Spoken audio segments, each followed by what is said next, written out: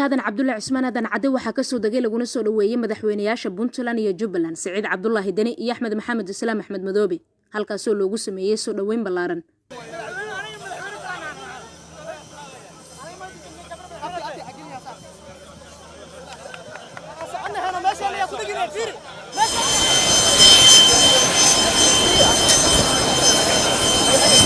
maanta labadan madaxweyne abaabulka soo dhaweyntooda kaalin mug leh waxaa ka qaatay soona agaasime duqa caasimada muqdisho ahna gudoomiyaha gobolka banaadir mudane cumar maxamuud maxamed filish.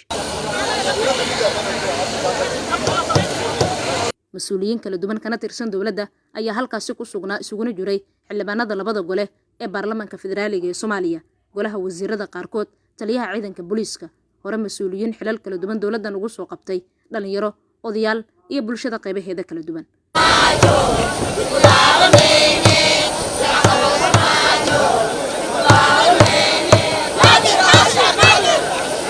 ujeedkii maatinka madaxweynayaashan muqdisho ayaa ah ka qaybgalka shir dhowaan lagu wado inuu muqdisho ka furmo, shirkaasoo daba socda shirarka kala duwanaa ee dhuusamareeb lagu soo qabtay kuna qotomay arrimaha la xiriira doorashooyinka dalka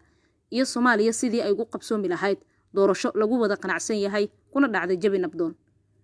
hadda shirkan lagu madalsan yahay inuu muqdisho ka furmo ayaa ah ujeedkiisa ka tashiga doorashooyinka dalka iyo qaabkii Soomaaliya ay doorashadaas ugu dhici lahayd.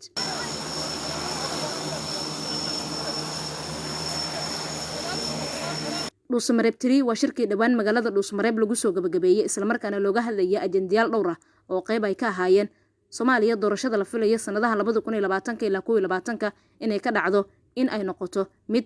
xisbi siyaasadeed ku saleysan.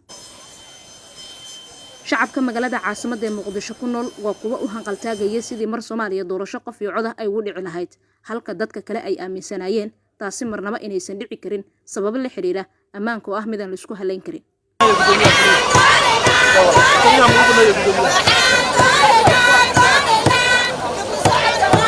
فاطمة عبد القادر حسن راديو هي تي في dalsan magaalada caasimada ee muqdisho.